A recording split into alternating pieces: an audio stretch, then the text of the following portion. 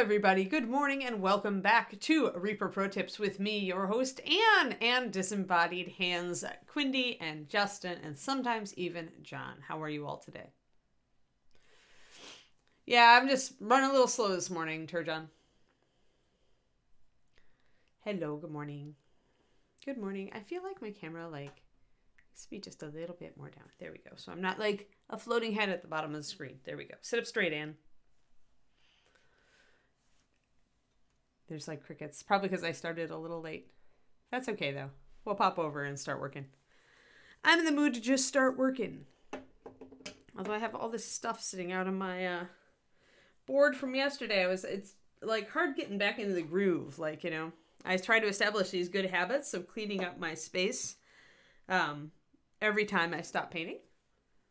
And most of the time I'm a pretty good Ann about it. But coming back off vacation, it's like you have to reestablish those habits. Yeah. I know that feeling. Oh, there we go. Yeah, we're good.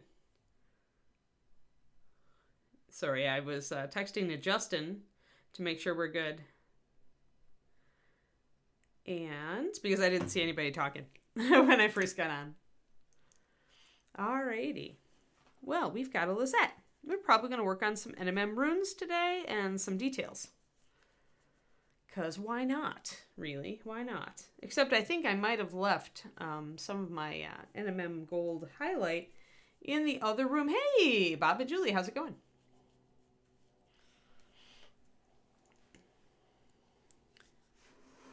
Get my palette. So I think I'll probably have to mix a little bit of a different NMM gold, but that's all right. Oh, except I left my lantern yellow. Okay, give me 1 second, guys. I got to grab those two colors. That's the problem with having two painting desks.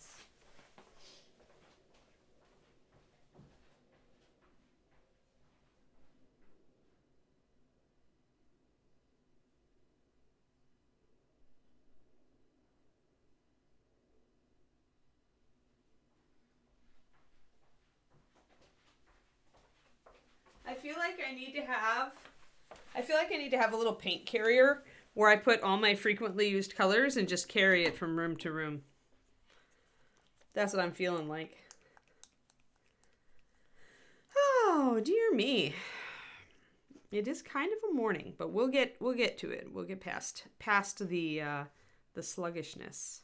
There we go. All right, let's mix up some of this.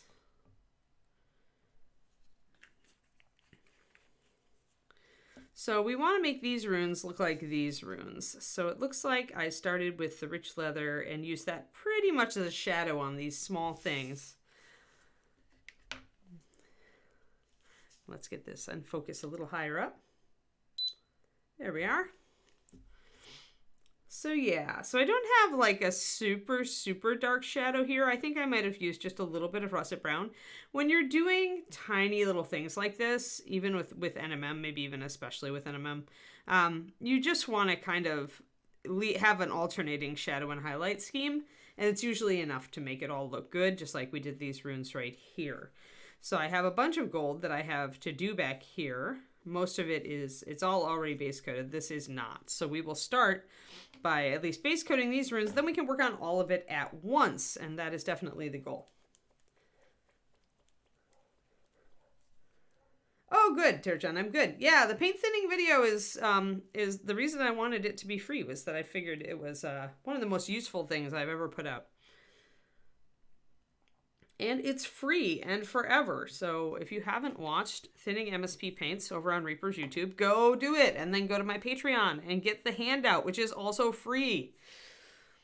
Patreon.com/paintingbig.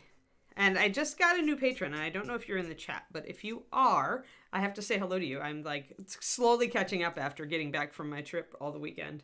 I was pretty exhausted when I got in, so thank you for the shout out, Quindy. And yeah, I think I want that color, maybe a little bit of russet brown. I'm constantly, and almost every painter I know actually is constantly adjusting their recipes for NMM gold. It's one of those colors that you tend to shift a little every time you do a different model because you want maybe to have something a little darker or a little more muted or a little bit more this or that to match the colors that you're working with on the model. Thank you for the link to the video. Those who have not watched the Thinning MSP Paints video, Quindy just linked it to you for super easiness. So, there's no excuse. No excuse for you now. I did not. You know what I have to do? I have to add to my phone that I need to find a replacement for Crimson Herald. And that's coming up, so I'd better get on that. Like, I think he's Friday. I think Bronze Golem is tomorrow. So let me put that on my to-dos. Thursday, find replacement for Crimson Herald. And prep.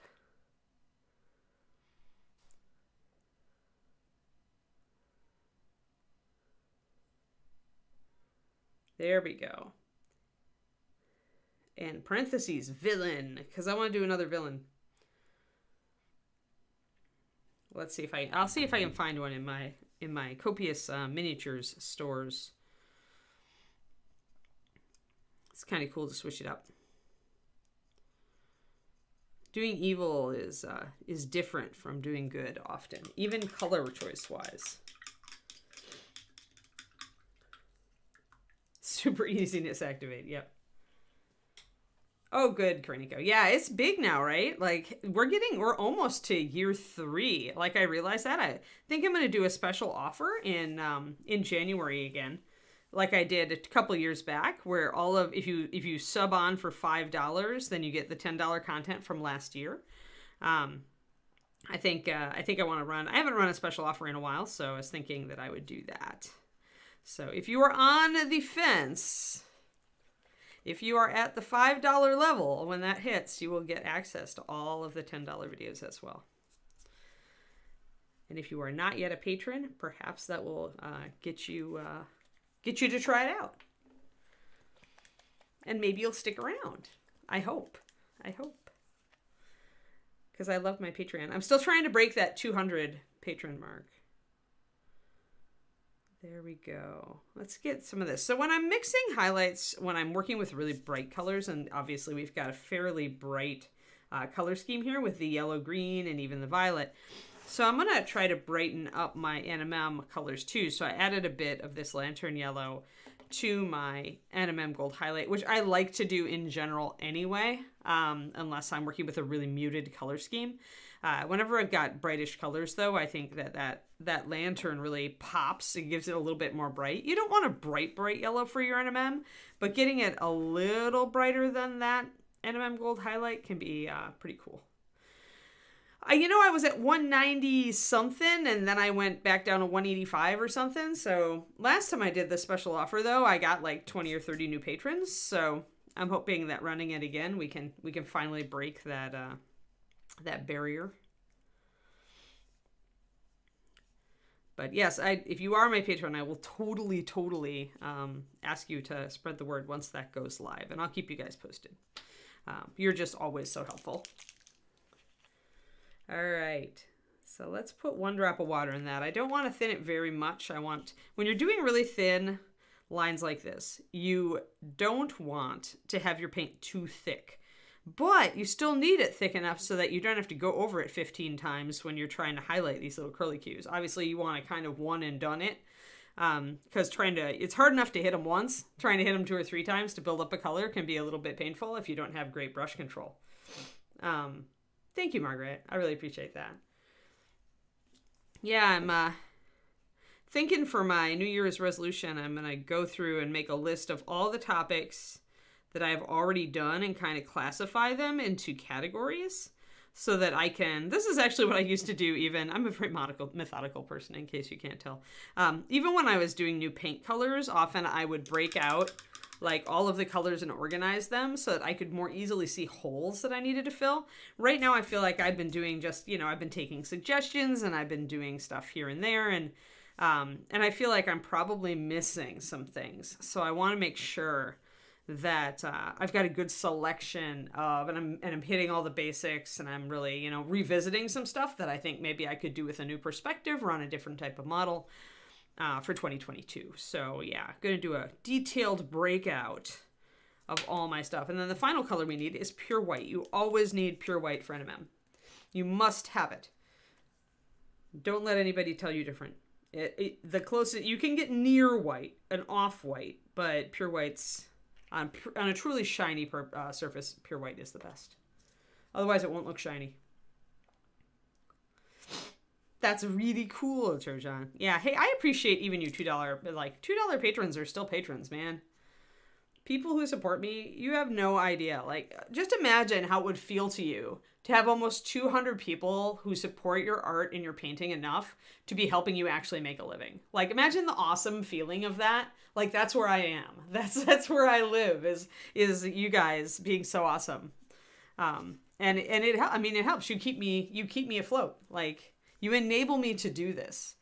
Both my Patreon and this Reaper stream, because if I had to get a real job, I wouldn't be able to stream for Reaper anymore either. So I cannot even tell you how awesome it feels, right? To have people who really enjoy, who think I'm a good teacher, because that means a lot to me. Being a good teacher, I've put time into doing it, to trying to be a better one. So yeah, I appreciate it immensely. Like, words cannot express how much I appreciate you guys. So, and I totally get money problems because, of course, I am on a very limited budget myself nowadays. So, I understand. Alrighty, let's see here. So let's take this rich leather. This is kind of become my foundation color. It used to be, and I still enjoy using Uniform Brown, 9127. Uniform used to be my base for NMM, but when I'm doing a more vibrant gold, I'm reaching now more for the rich leather. It's just a little brighter, more intense, a little more saturated than the Uniform Brown. But if you're doing like a bronze NMM, Uniform Brown is like your go color. Like, that's a great start. All right, so I'm going to do every curlicue, all of it. And if I decide that now here's the thing. You may want to underpaint this. And I think I did on the other side to get all these little things to show up. I'm going to try my big curlicue here and see if I can make it work, because I don't remember if I actually underpainted the first time or not, but it would have made sense to me to underpaint. So if I can't get this color to show up very well because it's so small, I will underpaint and I'll show you the difference. So yeah, that's really dull and you can't really see it. Hello, Trouble. How's it going? So yeah, so let's try to underpaint part of this and then we're going to see the difference. So underpainting is when you put either a light or a dark, depending on what you're trying to do, underlayer of paint down, and then you paint the color that you're aiming for over the top of it. Using a dark color is going to give you a much darker result. And using a color like I tend to use pure white a lot is going to give you a lighter result when you paint over, a lighter and brighter result. So painting over white primer and this underpainting, is essentially going to give you the same effect as using a white primer, is going to give you truer, brighter colors. And when you first painted in dark, like I did here, it really makes that detail stand out. See? Just like that curlicue really stands out now. So let's paint our rich leather over the top of that white now and see how it looks. Hello, Thorax. We're doing some underpainting and non-metallic metal today on these runes. Trying to make it match the backside, which I did a while ago. Was in a runes mood that day, so I did the runes on the scabbard and on the sword. Lysette here is almost done. We'll be starting a new model, Darius the Blue, in which we will force Anne to paint blue, because the blue. All right, so notice I put the same rich leather over both sides of this. You can see which side you can see that color on. It's the side that I did with white first. Trying to put it over this walnut or whatever I used here, you just don't get the brown color at all. So that's not going to work. You'd have to build it up like again and again and again. And that's the last thing you want to do on a tiny little rune if you're already having trouble hitting those runes. Yeah, leaf and flowers are all freehand, as is the tree on the back. Thank you. Yeah, I like freehand. Freehand's kind of my groove. I was a 2D artist before I was a mini painter, so I grew up drawing as a kid. And now I am leveraging that superpower to paint better minis. So let's take the white then and go over the other part of this, because we want that brown to show up just like we did there. Thank you, Teaching Gamers. Yeah, I'm very happy with how she's turned out, actually. I really like her. Haven't decided if I'm going to enhance her basing or if she's just going to go live with Ron. Although Ron, to be fair, at Reaper, already has like at least 2 Lysettes, I'm pretty sure. So maybe I'll sell her. I keep talking about gearing up to sell things, but I keep going on trips, which would prevent me from timely mailing things out. Now, though, I don't have any trips until after Christmas. So, no more excuses, really.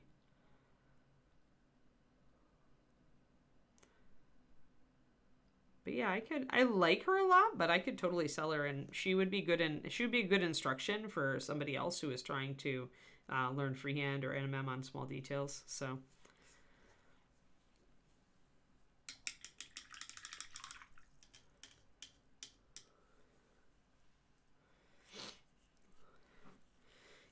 and it's like, I mean, it is kind of the thing that people do avoid. Like, either they're avoiding non-metallic metal or they're avoiding freehand, or both. You start out avoiding eyeballs, and then it just goes from there, right? But yeah, it isn't as difficult as you think. I mean, if you go back and watch the earlier streams on this part with Lysette, and also with the tree stream, especially the tree stream, not the one right before this, but the one before that, I actually show you the design I base this on and how I map it out using just placement of dots to kind of map it out, and then I just connect the dots. So even with a very elaborate design like this, freehand is a lot easier than you think it is, especially on a 28 mil, because you can't really do anything crazy in tapestry on a 28 mil, or you can, but then you're an insane person like Marika or Jess, who are, world-class miniature painters and who, specialize in that sort of thing. But for something like this, that's simple and one color, more or less. And I mean, the leaves here are also, I underpainted in white and then just glazed the lighter green over them. We started with the flower and just worked out from there. That's another version of connect the dots. If you start with a detail in the center and then you just work out, because you don't have to have precise, right? We just wanted to fill the space with leaves. We weren't caring really where those leaves went as long as they filled the space. So starting in the middle and working out when you've got a somewhat random design, and then, mapping out with connect the dots when you've got a more complicated design, both are ways to make freehand a lot less crazy feeling.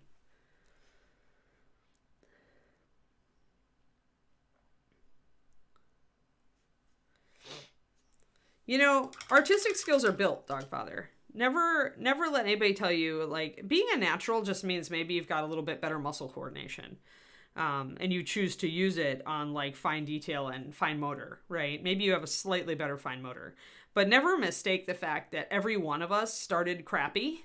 Every one of us. And I started with testers too. So I had to break bad habits as well. The key is in recognizing what habits you have that aren't helping you gain your goals, and then slowly working away from those and developing new ones. So never think that it's like natural talent or anything. I've worked my butt off to get to this point. I think anybody who is a good miniature painter has. So never mistake. Talent isn't magical. Talent is achieved through work. Work and focus. It can be taught. Otherwise, I wouldn't be teaching it. Hey, Val, thanks for that 15 months. Awesome. Super. I hope your Ice Queen is going okay. I saw the last set of pictures on my Patreon Discord, but I didn't see, like, if you'd done any work since then. But she's looking good. I think you did really well on the skin tone. Keep it up. I've got a little tiny bit of, like, paint on there. There we go. I am into self-improvement, Thorax, so you betcha.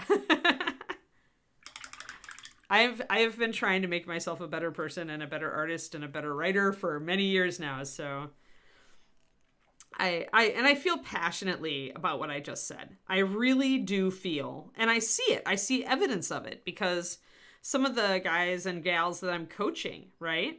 They're applying themselves. They're they're experimenting. They're trying the things I show them. They're working at it, and they're getting really better and better and better. One of my coaches actually just got, I think actually maybe two of my coaches got gold at LVO last year. So, and these were people that just kind of got interested in competitive miniature painting because they enjoyed what the level they were at, but they wanted to get better, right? So I see it every day that people who apply themselves and care about it and really enjoy it, obviously don't push yourself to become a great mini painter if you don't enjoy the process, right? But yeah, if you enjoy it and you would really like to see how far you can go for it. Nobody cares. There is no fail. If you don't quite meet your goal, you don't quite meet your goal. If you decide it's not for you, you decide it's not for you. But never let thinking that you can't do it. No, that's not true. If you want it, you can do it. I know people who have the shakes from having brain lesions and they still paint, right? And they still paint to actually a pretty good level. Yeah, you want to get better. Paint consistency. Actually, Thorax, I just mentioned, I wonder if you came in maybe too late, but I did if you use MSP paints anyway, it would be a little different for other brands. But if you use our Reaper paint, I did a free video on the Reaper's YouTube about thinning MSP paints. And I show how much to thin and how to kind of check it for different techniques, like layering, glazing, all that stuff. It's a free video. It's a free class I taught at ReaperCon when it was virtual that one year. And it's useful, I think. So if you need help with paint consistency, it's your baby. And there's also a free handout on my Patreon at patreon.com/paintingbig. So it just pretty much summarizes what's in the video, though. So if you take notes on the video, you don't need the handout. Let's see here.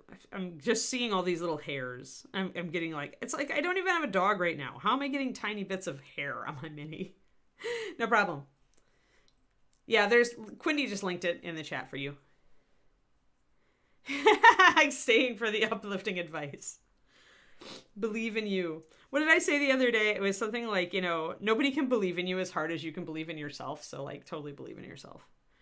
Nobody else can do that believing for you. Not to the point where it really gets you going.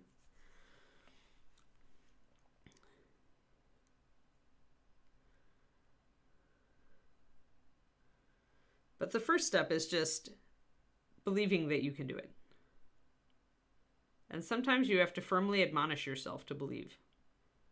Because a lot of us go into it not really believing. We kind of say that, oh yeah, I can get to be a really good mini painter. And we don't really feel it. So just keep working on it. And as you get better, that little ember of believing will become stronger. Until you really, really do believe, and then you will.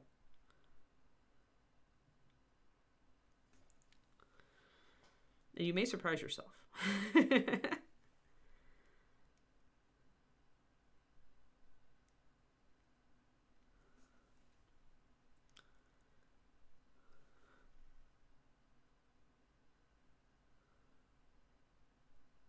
So we're just going to alternate light and dark here a bit. When you're dealing with runes, you can pay attention to the rules of NMM as much as you can. So for here, I'm going to focus my highlights kind of on this upper surface. And I'm going to cut them off right where it passes over this angle of the blade. Because you can see the bottom part of the blade is darker, right? You can see that shadow. So you'll have a little bit of light down here on the underside still from reflection from the surrounding environment. But it won't be nearly as strong as the parts up top. So I'm going to concentrate most of my highlights on the upper part. But we're still going to leave little bits of shadow because the light's going to catch, in particular areas depending on the angle of the sword and the etching. So alternate your light and dark on NMM when you're doing little stuff. Hey, hello, Games Tavern. Welcome. So yeah, when you're doing tiny little filigree, it's less important to get it super realistic on this kind of very complex surfaces. More just to give the alternating lights and darks, because that's what we're used to when we look at metal. I mean, if you look at the ferrule of your brush, it's, you know, you can see the alternating bands of light and dark going down there, right? See? So like, there's what we're talking about. I usually use this. This is a very shiny surface, so everything is very linear. It's not blended together. You can see the highlight on the top. You can see, or going down the center there, you can see the dark shadow under it, and you can see the reflection from my skin on the underside. But that's NMM. Like, this in a nutshell is how you place your highlights and shadows for NMM. So you notice the top part on the outer edge is lighter, and then you've got a band of dark, and you've got a band then you've got your bright highlight, then you've got another band of dark, and then you've got another highlight that's reflecting from the environment, in this case my hand. So that's why we alternate light and dark when we're trying to approximate NMM or give that feel on some of these tiny little runes, because that is what we're used to seeing from metal in our everyday life. And even if we haven't analyzed it, our eye knows what it should look like. So alternating light and dark. Otherwise, I'm just kind of approximating. I'm figuring a light source dropping from above. So we're going to get, it's not a horizontally held blade. If it was held at this angle, then actually a lot of these highlights would be on the top of these little rounded bits. But because it's slightly up, I'm taking some liberties and putting the highlights not up here, but a little bit more that way. And I'm using this yellow. I'm using a very simplified NMM too. I have 3 colors and that's it. So we've got our pure white, which you need, especially when you're trying to pop highlights on this little tiny details. We've got our mid yellow, because we do need this to read as gold. So we do need a very yellow highlight. Gold, if you look at it, has a very yellow highlight, especially in natural light. And then we've got our kind of our shadow, our deeper brown color that creates more of a color we think of as gold, like this. That's more of a color we'd normally think of as kind of a gold color. So kind of the mixture of those is what we're going for. And in a bigger surface, I would actually have mixed a mixture of these and probably a mixture of these. But because we're working on such tiny surfaces, 3 colors is enough when you're doing a tiny bit of filigree. You really don't have room to blend anything, and so you just don't.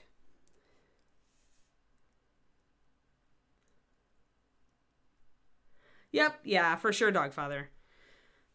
I've been in that boat too. Sometimes it helps if you have, keep in mind though, that even if you have like 20 minutes or half an hour, only that amount of time, you can, if you assign it to your painting, you will still get better. You will still improve. Just make sure you sit down, every time you sit down, think about what you're going to do before you get to the chair. And, you know, set yourself a goal to get better on, okay, we're going to blend this, work on blending this cape today. So I want to work on paint consistency and working with red or blue or whatever, right? Set yourself 1 or 2 simple goals to work on every time you sit down. You will improve. It'll take you a little longer, but you'll improve. You don't need very much time dedicated to get better. A lot of people feel like they really like to sit down for, you know, an hour, hour and a half. And I get that, because that's how I am. That's kind of my optimal work time, is if I have an hour or an hour and a half, then I can really get into the groove on my painting. But like right now, I also am very busy. And so I have essentially set a minimum 1/2 hour. I sit down, I work on commissions every night. And that's it. So do what you have to work with your schedule, though. I do understand being busy and feeling overwhelmed. You certainly don't want to get there.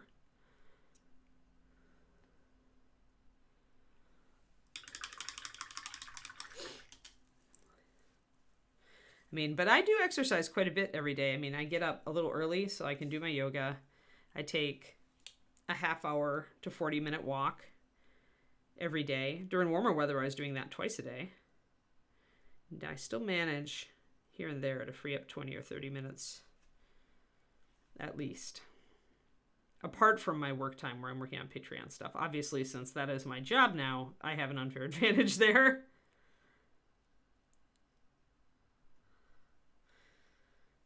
All right, so essentially bringing in the white highlights. Let's pop this out so you can see it. So I've got some of the yellow highlights down on the lower part. You can see that, right? But the white highlight is going to pop down here and down the middle where that blade turns and angles. That's where you're going to get bright highlight. Just remember our ferrule, right? Where's our highlight? Going down the middle, right before it kind of like curves away from your eye. That's where that highlight goes. This is a cylinder as opposed to an angled flat surface, but the way the light reacts is the same. And the light source is coming from up here, by the way. It's my big ring light. So you can see how that relates, because both these surfaces, even though one is curved and the other one is angled, it just means that the highlight is going to be sharper along usually the flat angle. If this was, if my ferrule was more of a brushed metal and less of a super shiny chrome, then you'd really see it. You'd see more of a transition on this, and you'd see how sharp the highlight catch at the bend is here. But since it is a shiny, shiny ferrule. Oh, yeah. Yeah, 60-hour weeks will get you. That's for sure.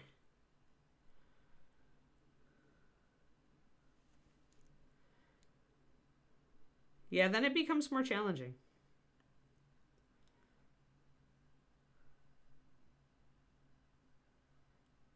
I probably work about 50. David actually made me analyze it the other day because he was worried I was overworking. But in reality, I just spread my time out a little bit more during the week because that's the schedule that works for me.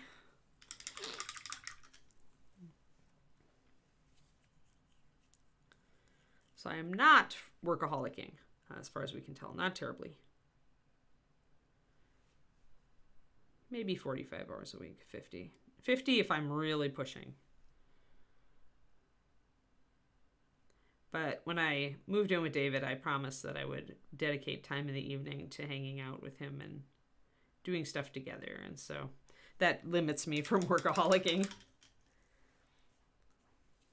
Yeah, salaried is when they screw you. When you don't get that time and a half, salaried is just another word for 60 hours a week, right?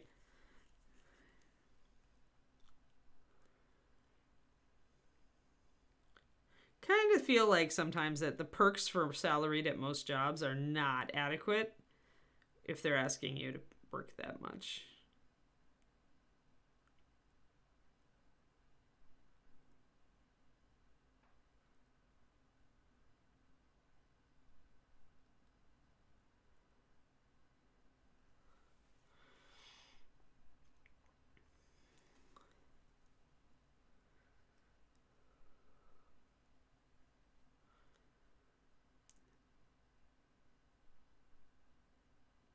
There we go. Let's get these guys underpainted.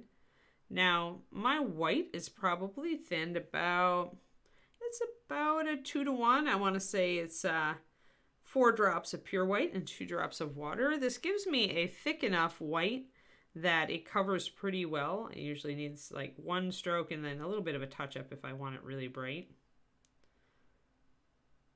I'm going to do the touch-up here. Remember that when stuff like this is a little bit raised, you can sometimes use the side of the brush a little bit better. It'll help you kind of just hit the raised areas and not have your brush tip go down in between them. Now, sometimes if the details are not sculpted very well or very clearly, or something has happened in the mold to take away some of that relief, then you may find that you still have troubles and you have to go back to actually drawing it in. But if you accidentally overpaint an area, that's not too alarming. You can always go back. That's why I have this dark. That's why I put down the dark first. I can come back with the dark and redefine these areas. Yeah, it needs to get pushed back, Grey Mouser. Like, our work culture, some of our work culture in America is just toxic as heck. Like, we are really, I just feel like it's kind of a crock that we're all, like, you know, given I am not now, all my work is my own, my decisions are my own. But humans, like, we shouldn't go through life and then only get to enjoy ourselves when we're old. It's, like, ridiculous.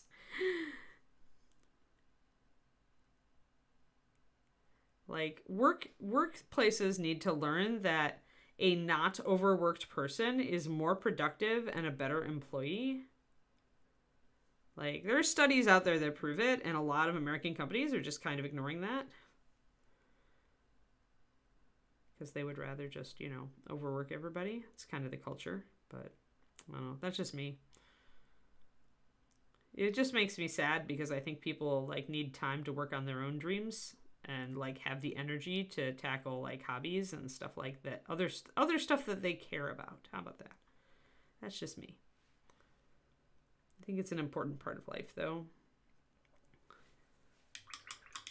There we go.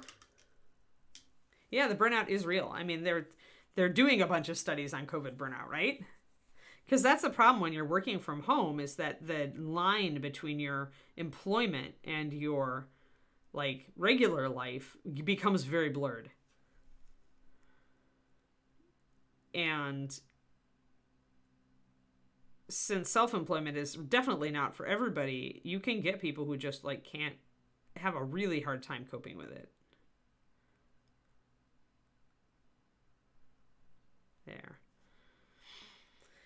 Okay, so we've got that all mapped out. Now we can go over it with the gold and finish that. Yeah, it saps the creative energy right out of you. Yeah. Yeah, I hear you. Yeah, Kariniko, exactly. Yeah, it's why with me, I realized I was leaving my to-do list out where I could see it even into the evening, and that was actually impacting my stress levels. So yeah, putting away, I'm with you, Crowley. Putting away the thing when the thing is done is so important. Like, so that you aren't continually prompted to look at it and think about it.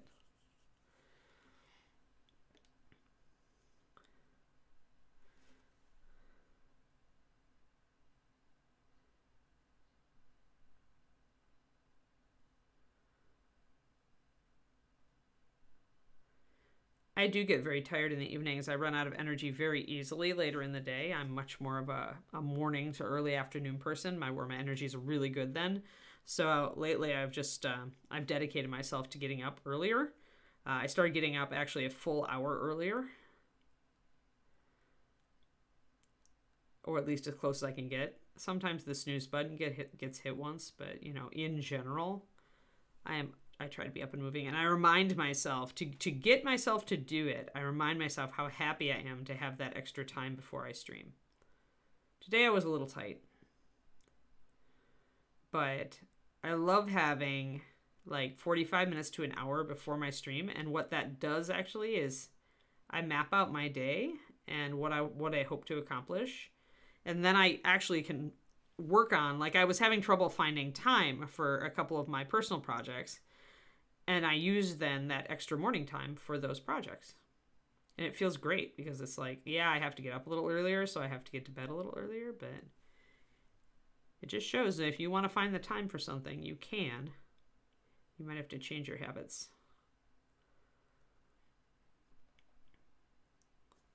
But I'm kind of startled that I'm so much happier getting up a little earlier. It's hard when you first haul yourself out, but...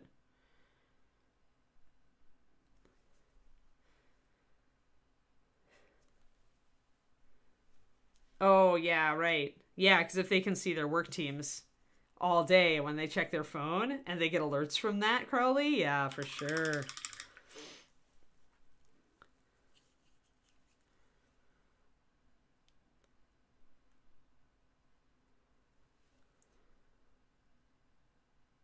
So I'm just blocking over these whites to get this nice gold color to lay things down. Keeping as much of the dark outline as I can. If I lose a little bit of the dark outline, I can come back in with liner or with thinned walnut and replace it.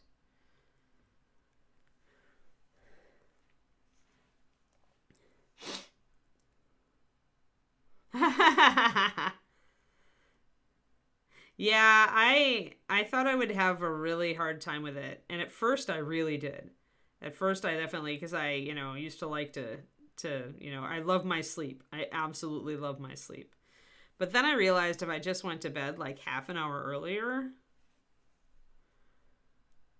and it's not a hard sell to David either, because, he was used to getting up. Before I came along, he was used to getting up earlier in the morning and getting to work so he could get his workday over with, because they have flexible schedules where he works. So they'll essentially let people come in, and as long as they get their work done, then they can leave early. So he liked getting to work early and then getting to knock off at like 4:30 or 5. So it wasn't a hard sell to him to go to bed a little earlier and to get up earlier. So that's nice. That helps, like when your partner's in it.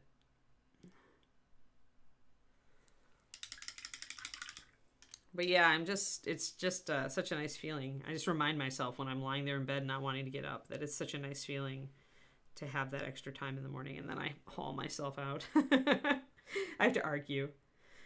Bryce, I was getting up like closer to 8, and I started getting up at 7 instead. And eventually I may work that back to 6:30, but it's really hard for me if there's no light in the sky. Like there's got to be a little bit of light in the sky, or I have like my internal clock just does not want to turn on. I might, if I want to get up earlier, I might have to get one of those happy lights that gives you the daylight spectrum, so I can like flip that on in the morning, and it can help wake me up. My brain seems very, very cued to like daylight. I'm sure everybody's is, and we just like totally ignore it most of the time, right?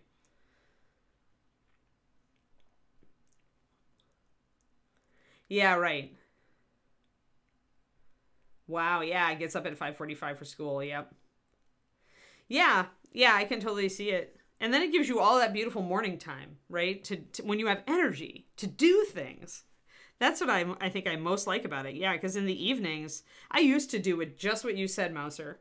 Like, I was one of those driven, brainy types, and I would stay up too late working on stuff, and then I would be horrible in the next morning. Like, this is back in college and post-college. And it wasn't being effective either, because I really am at my best, like, in the morning and in the early afternoon. Like, and I know I am. I'm at my most productive. I'm thinking clearly. I have a lot of energy. All those wonderful things. And now I can put them toward the things I care about. Maybe doing some writing. Often it is doing writing, actually.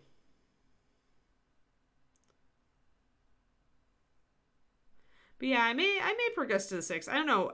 David and I have a really good schedule right now with the way it is, but I could totally get up earlier and sneak into the shower first. So I could probably get up at 6:45, but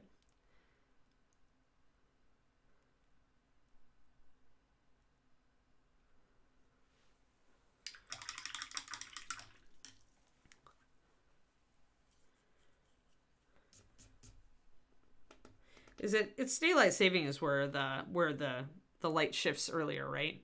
So like then 7, if we turn our clocks back, then 6 would actually be 7. So yeah, maybe I could adjust. Not a morning person without coffee, yeah. Hello, Robin. Thank you. 22. Yes, only 2 more to go until I have to sing for you. And you're not a morning person, Bryce. Yeah, that's cool that you adapted. Yeah, fall, turn the clock back. But that means that turn the clock back means that 8 a.m. is now 7 a.m. and 7 a.m. is now 6 a.m. So that means I could possibly get up at 6 or 6:30. I could shift a little bit earlier. I just don't want to get to the point where I want to go to bed like earlier than David, because sometimes that's almost happening already. He's more of a night owl, so I still want to. Right now, this seems like a good kind of compromise schedule, and it still gives me extra time in the morning to do things I care about when I have the energy for them. Gotta say, the other best thing I started doing was actually sitting down with a journal like right after breakfast and outlining my day and the things that I wanted to do. Like the things that are most important to get accomplished and why. Really focuses me really well. And it also takes the stress out. Like, then I know what I'm going to do for the day, and I'm, psyched for it to get it done, and seems to help a lot. I always thought those things were kind of cheesy, but I have to say it actually works. So there we go. So mostly you can see I'm putting the highlight on all the upper surfaces, upper meaning the upper part of the sword. And so we're getting kind of that shininess, that transition. And only with the pure white highlight do you start to see that shine. It's the contrast between the shadows and the highlight that gives you the illusion of a shiny surface, even on these tiny little filigrees. Yeah, that's true, Kuniko.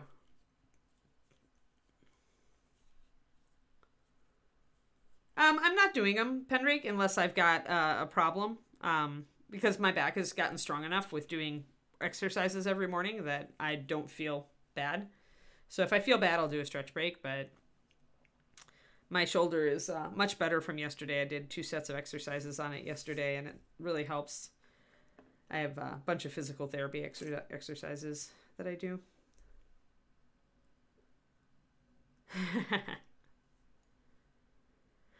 Hello, Rex. Wave's back, but I'm thinking, so I'm not going to physically wave. All right, so what else do we have to do? We have to add a little bit of our white, actually, to this other gold stuff on the front. Then we'll be done with gold stuff on the front, and we can tackle the remaining gold stuff on the back. So let's do that. So once again, we need just little touches of pure white to really convey the idea that some of this is shiny.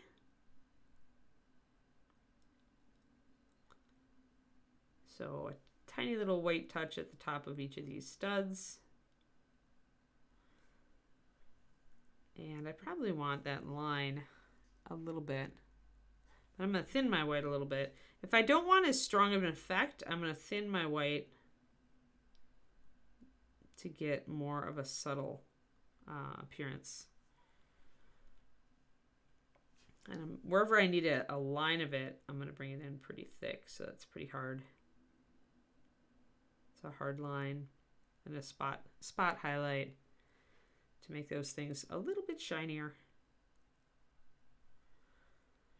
And we're doing pretty good up there. Putting this bright highlight up here also helps differentiate the gold from her skin, because the base color is very similar. So the combination of the lining plus a bright highlight here helps with that.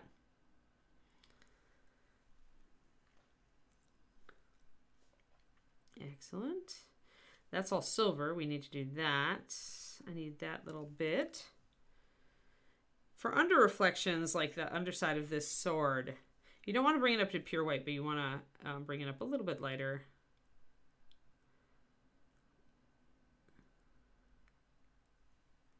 There we go.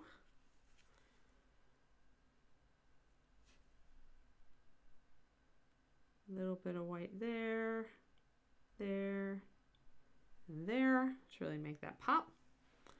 There we are. That's looking good. Oh, and that bottom part here.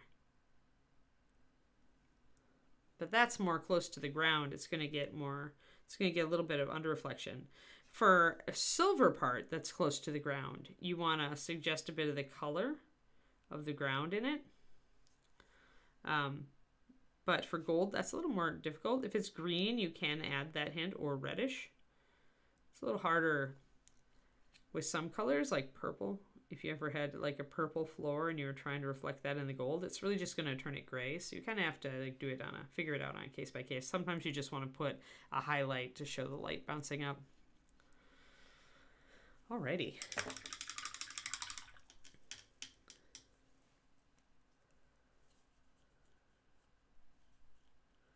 Normal energy conserving time. Retire and then you don't care what time it is? Yeah, right. I still care because I definitely crash around 4 p.m. That is totally my power nap time. And the power nap usually gives me enough oomph to keep going through the, 10:30, and then I turn into a pumpkin totally. Yeah, it's getting darker earlier here too. That's why I'm like going down to like 1 walk a day. Just have to make it a little more, little longer. Gotta get my steps. My Fitbit gets unhappy with me. Gets very grumpy. Nobody likes a grumpy Fitbit.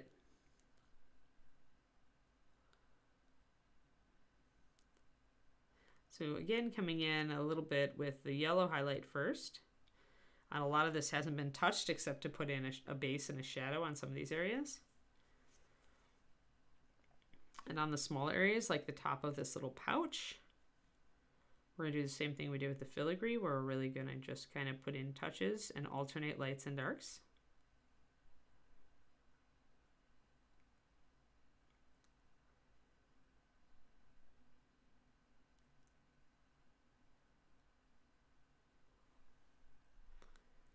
And we've got a couple of studs there to pick out.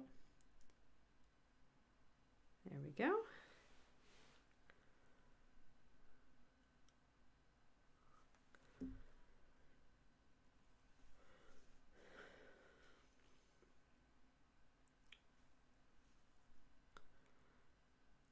Yeah, and people are working later and later these days too.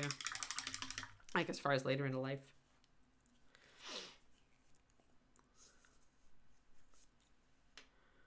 If you enjoy your work, then that's cool.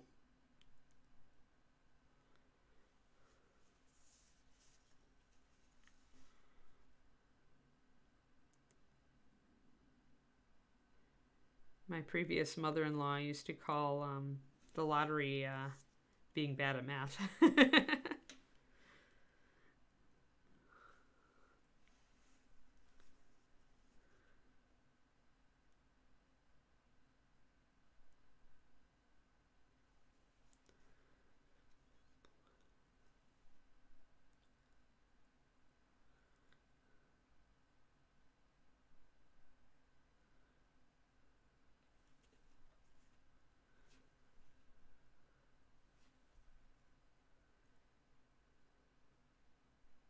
Yeah, Robin, I think that's a healthy thing, right? Because I know that, like, when my dad retired, Mom was ready to kill him for a while because he just didn't have any hobbies. Like, his work had been his total everything. And so it took a while for him to get, like, hobbies. I think if he would have had the temperament and, did some work on the side, that might have helped too. But yeah, having a plan as far as what you're going to do to just kind of keep yourself busy or in the game. Especially if you really like your career, right? And maybe you go and just like take on some consulting or you do some projects just individually for people. I think that's a really healthy way to do it. I mean, going to a total life of leisure is pretty boring, really. And can be expensive, depending on what your leisure is.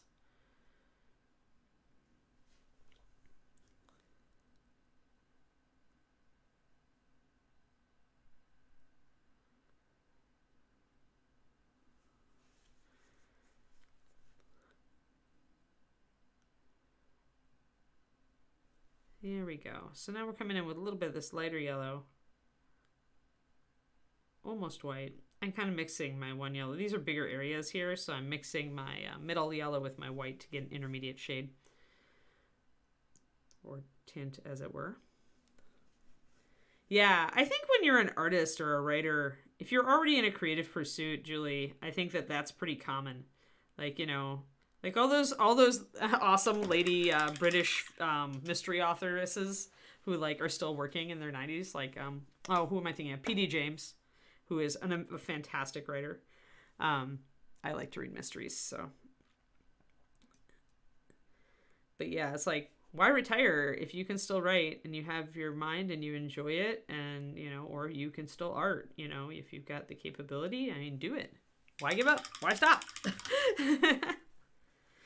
Especially because if you enjoy it anyway, then that's just longer you don't have to, rely on a retirement fund or, whatever you've got going on for your retirement income. Yeah, you would create anyway, so you may as well, right?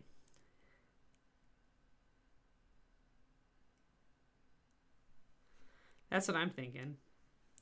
That's why I like what I do now. It's cool, and I would be trying to paint and teach anyway, so it just gives me the mechanism to do it. And if I'm still doing it in 20 years, then awesome. Hopefully I will be. in one capacity or another. Still learning, still teaching, still painting, still writing.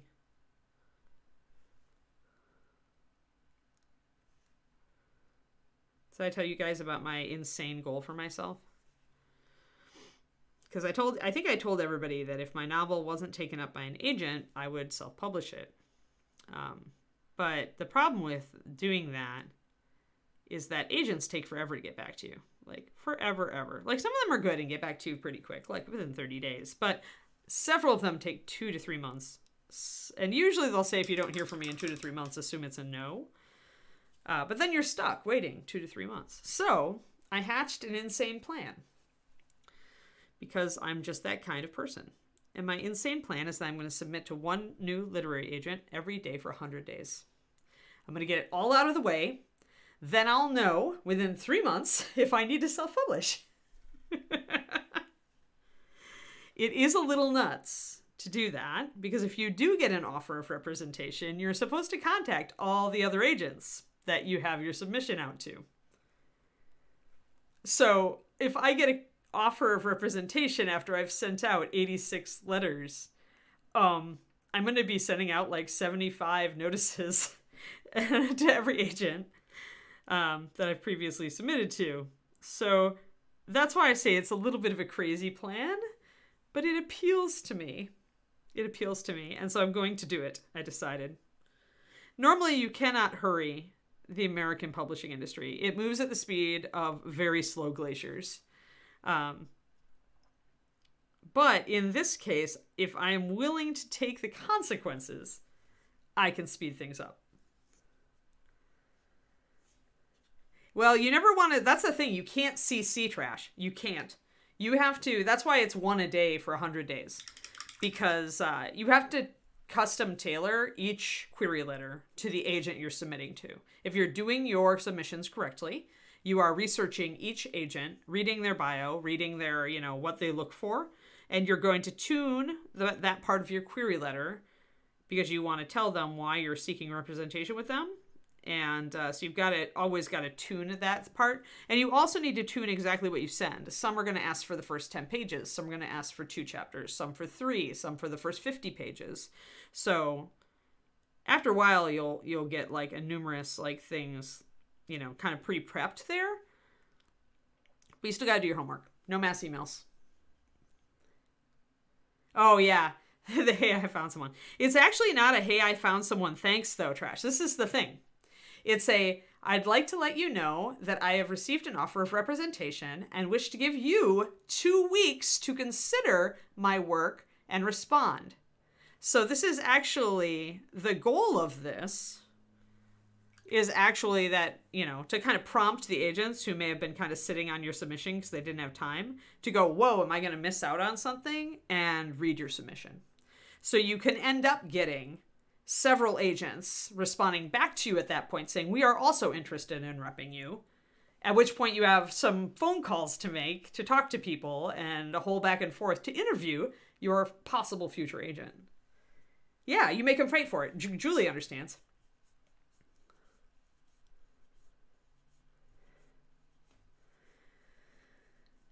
Yeah, I know, right? It might become a terrible, glorious issue, Grey Monster. Exactly. What happens if I have to set up 25 phone calls with agents to interview them about my work and representing me in 2 weeks?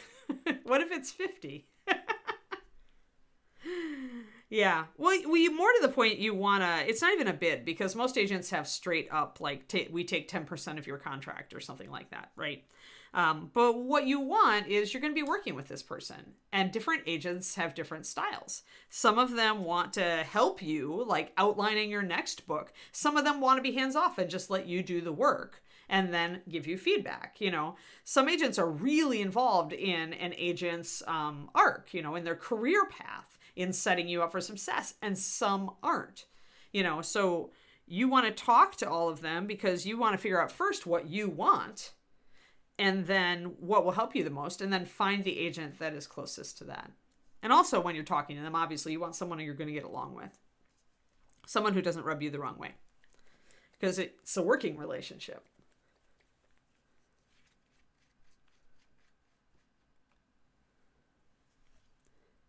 So yeah, all this stuff is fascinating. But yeah, so that's my insane plan. I'll let you guys know how it goes. I think I'm going to start today.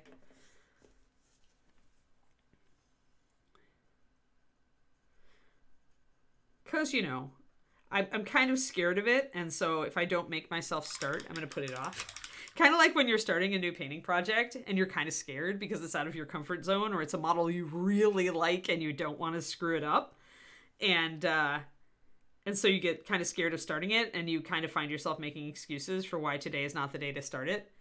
You got to like call yourself out on that, because all of us do it. I do it.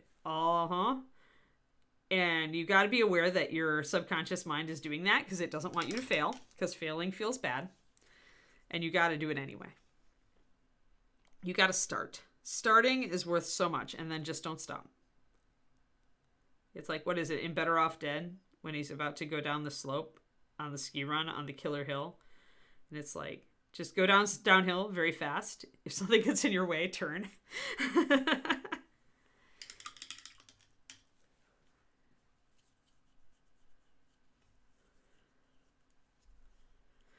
Great Master, that can be the case. I essentially submitted short stories for a while, and I was getting really good feedback on them from the various magazines I submitted them to. I just didn't hit exactly the right story for exactly the right magazine. What it helped me to do is to become a tighter writer, to be more conscious of like arcs and how much time I was taking getting from point A to point B. But it also taught me that I'm really not a short story writer. I am a novelist. And so it is not impossible to get published, to get your first novel published, which with no previous publishing credits. And if you're good. So I decided that short stories were really not for me. And if I was only writing them because I felt like I had to, as like an kind of an interview for what I really wanted to do, I felt like that was kind of eh. I did learn a lot though. Like I set out to like try to be better, like just try to improve myself, my writing on various fronts, and it was fun. That's not what I like. Long form. I really like novels. I mean, they're yeah, board game publishers. Yep, same gamut. Yeah, yep. Everybody's different, right? Yeah, there is many writers that publish short stories first and then got their novel published, as there are writers who, just came cold, said, this is my first novel. Take it or leave it. I have one career credit, and that was that I went to the Viable Paradise writing workshop for science fiction and fantasy, which is a high end. When you have a workshop credit, it isn't as good as a published work, but it at least tells them that you're not a slacker. Because to get into one of those workshops takes good writing.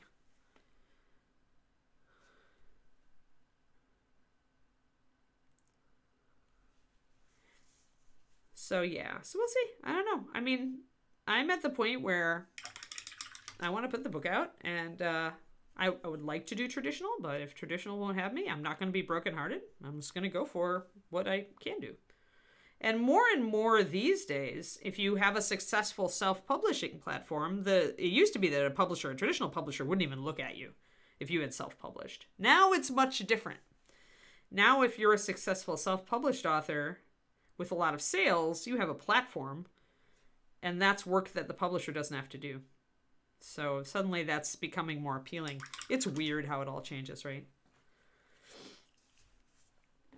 But again, as with any creative thing, define your goals, right?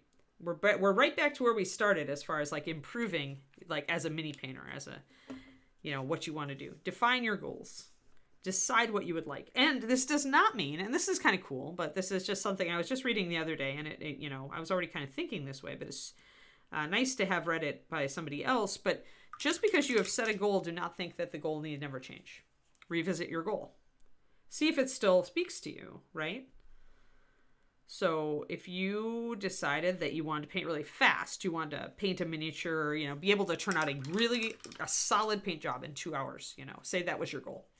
And then, as you go, you get better and better and you get closer and closer to your 2-hour goal. But then maybe when you kind of think about it a year down the road, you're like, I've gotten better and it feels really good. And I would like to get actually even better. I think I'm fast enough. So maybe you quit at like the 4-hour to good miniature mark and you reassess and you set a new goal, right? And that's not you being wishy-washy. That's you like just narrowing down, really kind of chasing down really what you'd like to do, right? Because in order to figure out what you really would like to do, you have to try a bunch of things.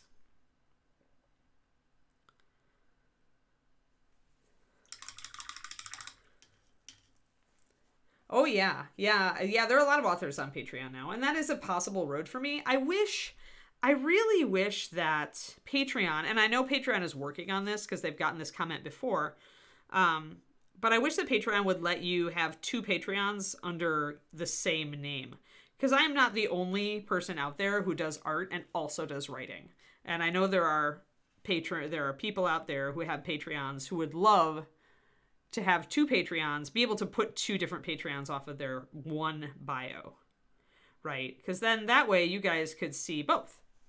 Like it'd be easy. You'd see, I could easily show you both things for those of you who are interested in what I write. So that would be really cool. And I'm kind of hoping Patreon like moves faster rather than slower on that. I probably should start like talking more on their forums and stuff just to bring that point home.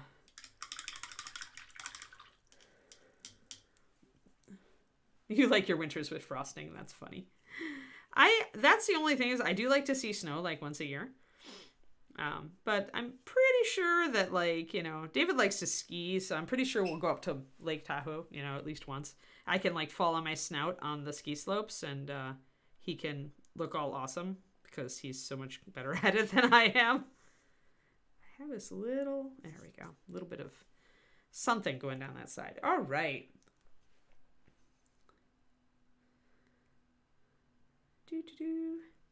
Writing big. That would be funny. That's a good thought though, Pendrake. I do write pretty long. I had to trim, man. When I first wrote my first book, guys, it was 118,000 words. And now it is 87,500. So I had a lot of editing to do over the last several years.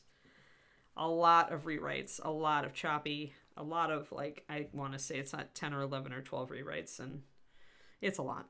It's a lot to get it to that point.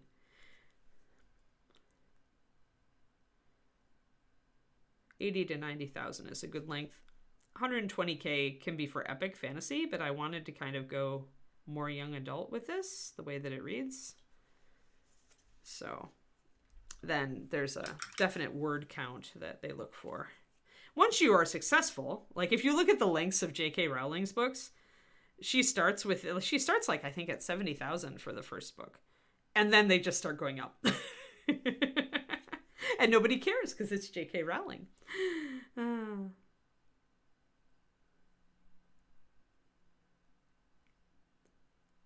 It's like Stephen King. He can write whatever length he wants now. It wouldn't matter what market he was writing for. If it was shorter, his readers would probably complain.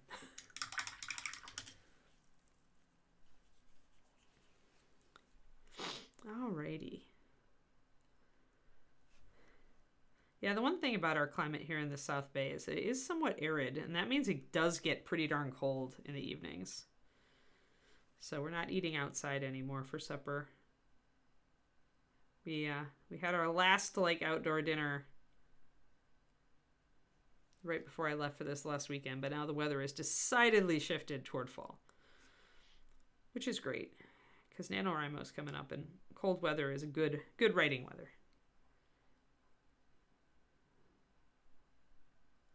So I'm blocking in some of these kind of, when you get to a cylinder, you tend to have those bands of colors. So I'm kind of doing a demarcation line here.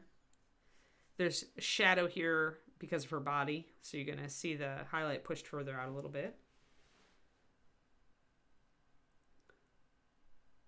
Oh, public speaking. I've been doing it since I was in high school, Grimouser. I'm fine.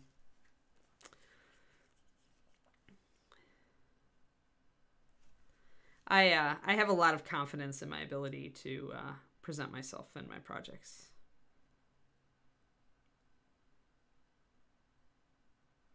Like I had to give an impromptu seminar at our dog national, and I just did it. It's like being in front of people or having to sell myself or my ideas is pretty simple. I did public speaking all through high school and all through college. I was on the public speaking team.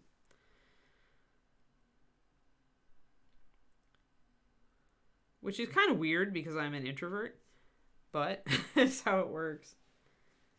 Yeah, and that's true too, but not so true this time to get published. Like when you get established, I think once you have an audience, that's true, Tara John.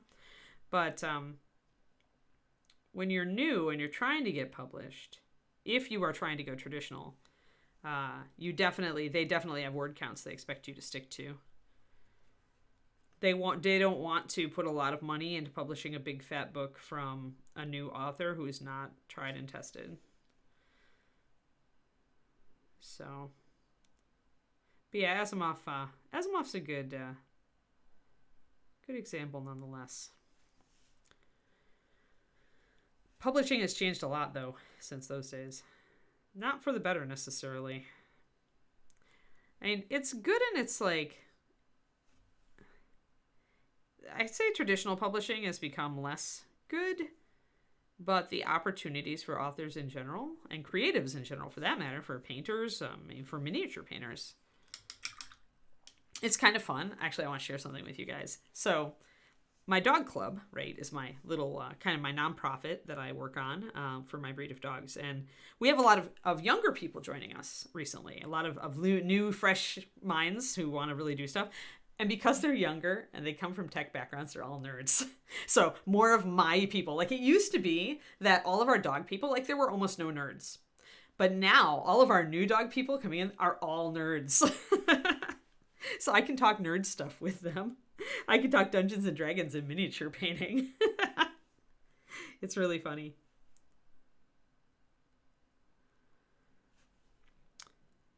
And one of my dog acquaintances is actually the wife of a comic book artist of some note. So I can talk like, other types of geekery with her. She's cool. She helps out at the Comic-Con booth for her husband and everything. And she's into it. Cool people you meet everywhere. Like never question like the people that you can meet through this hobby. It surprise you. Hey there, Casual Painter. What's up? I am almost done with her. She's we're planning to start a new model. I do it like a 6 model rotation, so I've got 6 and I kind of go, do them all in order and then we loop back. So that way every day it's a different mini. But we still make progress on them all and we all do them all to completion. All these videos also go on to Reaper's YouTube. So like if you want to see like the entire process on Lysette, you can go to Reaper's YouTube and search for her SKU or even for her name. It should work. And that will let you look at all of the sessions that I've spent painting her. Yeah, for sure, Korniko. Yeah, I'm a Stephen King fan too. I feel like he's one of the best American writers we have, actually. I was a huge fan in high school. I really loved his stuff. I read everything. Have less reading time now, so I haven't read some of his recent stuff. But I'm also less into horror than I used to be.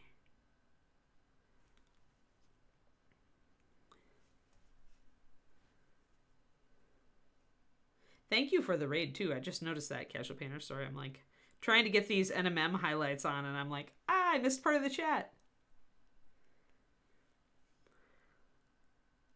So we're kind of bringing in, I'm using like 3 colors for the NMM here.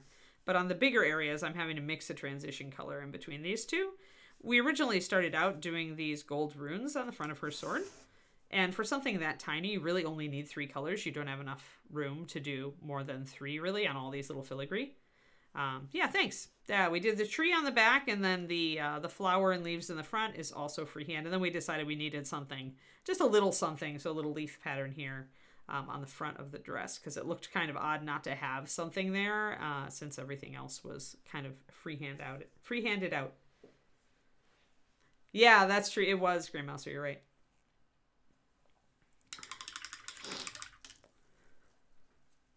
All right, but now we're working on our non-metallic metal, so the gold here. And we're done on the front. We just need to like fill in a little bit more on the back. I'm pretty good here. I need to highlight the bottom part of that. Always remember you've got like 2 different types of highlights on metal when you're doing non-metallic metal. You have your main highlight, which is the light coming and hitting the surface. But then you always need the under highlight too, which is light bouncing back up at the object from the surrounding environment. You always need this. You don't go up as high with this highlight. You'll just go up to, say, a mix of your like mid-tone and your end white. But you do want it to actually read as lighter. Just not quite as light as that. So there's a little bit of a reflection down there showing that light is bouncing out probably from the yellow dress here, because if sunlight was hitting this, it would certainly be reflecting up here on the underside of this scabbard bit. Same down here at the bottom.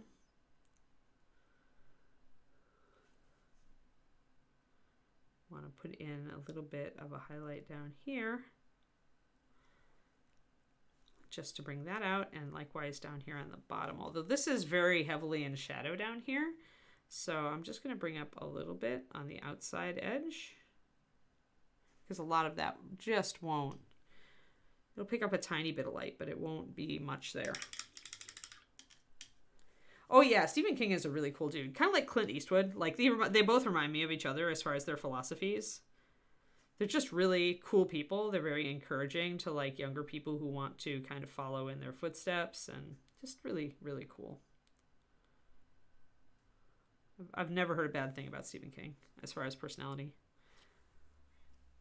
The current Stephen King, not the one that used to be like really, really out on drugs and alcohol. He writes about that in his autobiography / writing book on writing.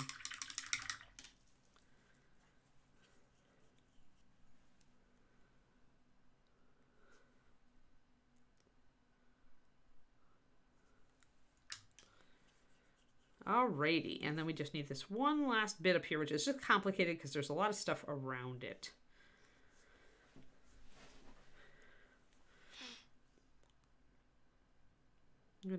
I usually start with my white highlight, because if I can figure out where the main light is, everything else follows.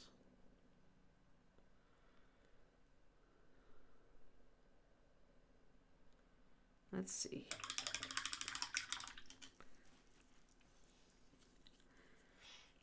So Casual Painter, if you're still in the chat, what do you usually paint on your stream? Do you paint Reaper stuff, or you paint GW? Paint a mix of stuff?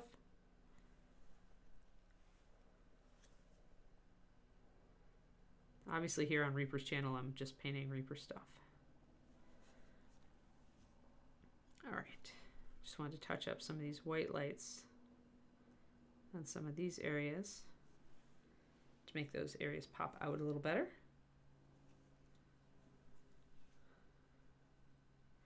All right, where's my highlight going to be? Probably here, here. Under the arm, I don't think I'm going to get much. I'll get a little secondary highlight, so I'll add some yellow in there. And down on this little stud here. That's going to make those stand out. Wild West minis, oh cool. Ah, Fallout and Skyrim, nice. I love Skyrim. I still go back and play. I think everybody, right? Everybody like who liked Skyrim ever like goes back and plays it sometimes. I liked the dragon that they had in the collector's edition of the game, but I did not move fast enough to get one.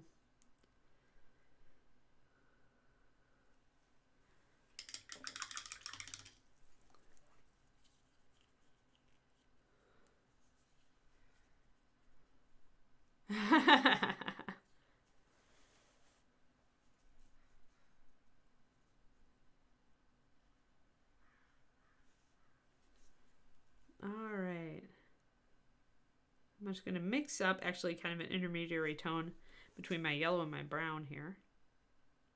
Because this is a really kind of heavily in shadow area, but I still want to bring out some detail.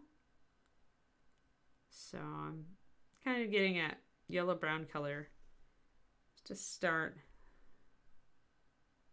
Here I probably got a stronger highlight so I can go up more white.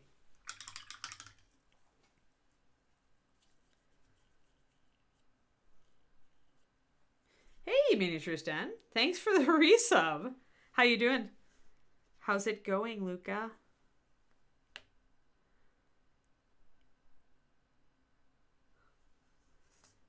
Boop. I'm almost done with this model. You finally get to like see a model that I actually am almost done with.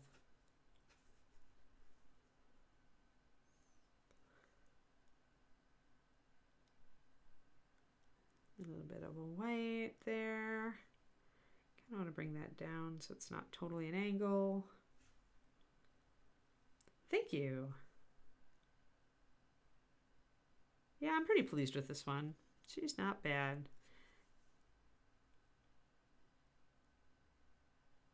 Notice I'm doing a lot more freehand on stuff lately. I don't know what it is, but I'm just like, I need to spice this up. I want to do some freehand on it. It was true with the orc that we just finished too. We did a half orc wizard. She had some cool freehand on her back and on the base. All right, I think that's all right. Just need to get a little bit. Yeah. Yeah,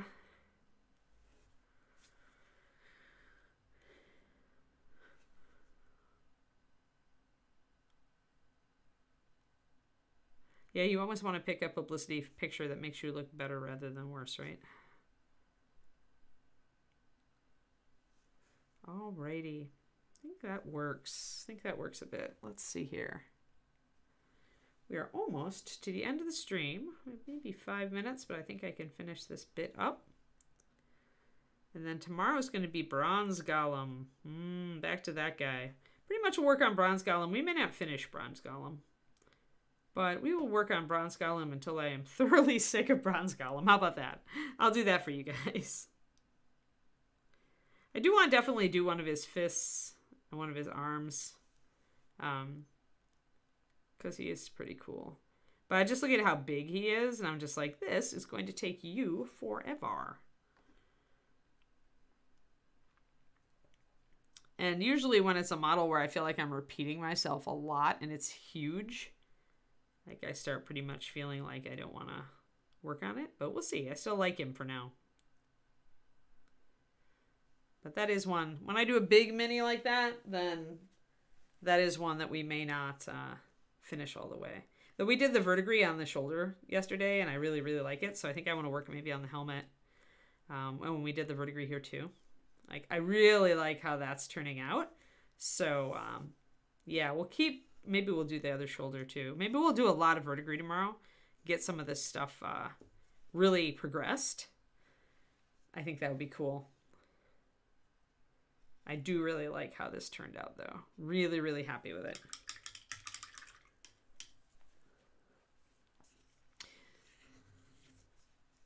So yeah, that's our project for tomorrow, everybody. So we'll keep working on Mr. Golem until I get oh my god, I can't paint any more of it. He's cool. He's cool. He's just a lot. He's big. So as long as I stay excited about him, and as long as everything keeps going well, then he'll be in the rotation a little longer. I don't really like the way this is turning out. I feel like sometimes you look at what you're doing and especially with reflections, and you're like, that's not how that should really look. There we go. That's better.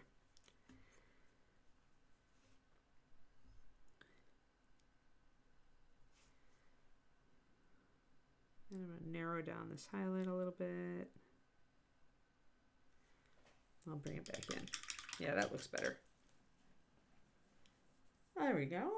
All right, and I'm going to pop one more highlight up there, then do a general assessment of if everything looks good. And we'll have finished her gold M&M today.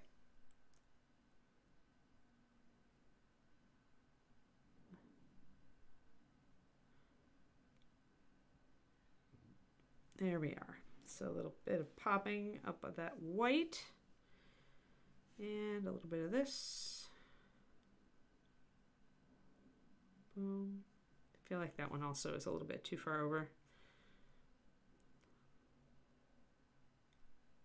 There we go, much better. Sometimes you just got to adjust it just a little bit. I feel like I've got, maybe need a little bit more in here. There. There. Much better. Sweet. Yeah, and I mean, when I'm doing NMM, especially when I'm doing a bunch of different places all over the model, I definitely go and look at everything, do a final pass before I wrap it up and rinse out my palette. So, hello, Just Emma. So yeah, do a last pass, kind of look at everything that you want it to be gold, make sure you hit everything. Because you don't want to have to, the thing with NMM is you're always mixing up at least 3 colors. And usually I'm mixing up more like 4 or even 5. And so since it's such an undertaking, do your last pass and kind of go, all right, did I get everything? Did I get all of it that I really wanted to get? So that I don't have to go, oh my gosh, now I need to mix up, 5 colors again just for a tiny bit of the model. Definitely a thing. All right, but I think that we're really mostly there. Maybe a little bit more of a highlight up here. So what we did today is we talked a lot about doing like NMM effect on really fine, like filigree and other very small surfaces, and how you can kind of simplify it and make it more generalized, because you don't have much room to convey the information, so you can really kind of break it down and not make it as elaborate as NMM can otherwise be sometimes. And we did some wider, bigger things. We talked about highlights on sword cylinders versus angled surfaces. I still have to do the silver on the top of the blade here. We talked a bit just in general about some of the freehand and referenced previous videos where I'd done both connect the dots type freehand and working out from a central design. So that's cool. And yeah, I think that's pretty much what we covered today. Well, I don't know. I'm not into that. I don't think. Yeah, I don't know, Pendrake. They'll be a little bit shinier where he's punched. I don't want to do him different though, I don't think. I want him to look like he's like consistent, I think. But I mean, we already are showing kind of shiny and new versus, really weathered and pitted, even though eventually I'm going to just take that weathering over the whole thing. So yeah, we'll see. We'll see. Like I said, this is a very large project, and, I may or may not continue to have inspiration for it. We'll see. I need to make the roots a little darker, just like I came in and made these a little more crisp. The roots are still very sketchy, so they still need to be done. Other things we need to do on this model actually are very few. It's just really the silver NMM on the front and the remaining bottom part of the freehand here. We may be able to do that all next stream for her. And today is Wednesday, right? So she'll be next Thursday. We'll be working on Lysette again. Thank you, everybody. Who are we rating today? And do we have a show later? Do we have a show later today? Oh, and how was Crow's Nest yesterday? It was good.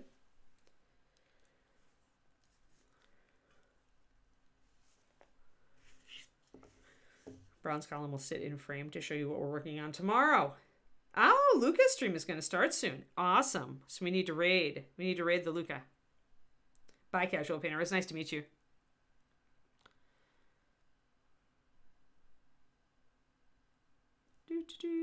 I'm going to make the models dance while we wait. Boop-a-doo, dancing. Oh, he's streaming here. Luca later today. I understand now. Still a little slow this morning. Yes, exactly. I'm still going to make these models dance until we have somewhere to go. Dancing. Oh, his showtime moved up. Oh, cool. Well, that makes sense. So you don't have to stay up till like dark 30 streaming for Reaper. That's cool. Much more friendly to European audience.